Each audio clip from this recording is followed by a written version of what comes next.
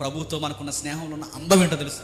మనం ఏమాత్రం నచ్చకపోయినా మనతో ఆయన స్నేహం చేయడం, మనం ఏమాత్రం అర్హత లేకపోయినా మన చేతులు పట్టుకుంటారు, మనం ఏమాత్రం బాగోకపోయినా నువ్వు బాగున్నావురా అని చెప్పి, నీతి లేని నాకు ఆయన నీతిని నా మీదేసి, నా పాపాలు ఆయన మీదేసుకుని, అనీతిమంతుడైన నన్ను నీతిమంతుడిగా మార్చేసి, ఆయన నీతి తత్వాన్ని బయట పడేసి, గౌరవం లేని నా కొరకు ఆయన గౌరవాన్ని పోగొట్టేసుకుని, ఒంటరివాడైన నన్ను గుంపులోకి చేర్చి, దైవ సహవాసం అనే ఒక పదం నా మీద పడేసి, రాజ్యంలో హక్కుదారులకు ఒక పౌరసత్వం నాకు అనుగ్రహించి, ఇప్పుడు బాగున్నావరా అంటున్నాడు. చూసావా, అది నిలువెత్తు స్నేహానికి నిలువెత్తు రూపం. అంటే స్నేహాలు అంటే ఏంటి చెప్పిన, బలహీనలను కూడా బాగు చేసుకోవడం స్నేహం అంటే.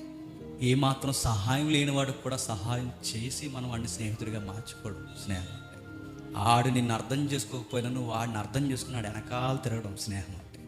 యేసు ప్రభువు ఎంతగా ప్రేమించాడో మనం కూడా అంతగా మన చుట్టూ ఉన్న బలహీనల్ని, దౌర్భాగ్యాల్ని చెప్పండి మనం ప్రేమించి వాళ్ళని మేదేసుకొని తిరగడం స్నేహం.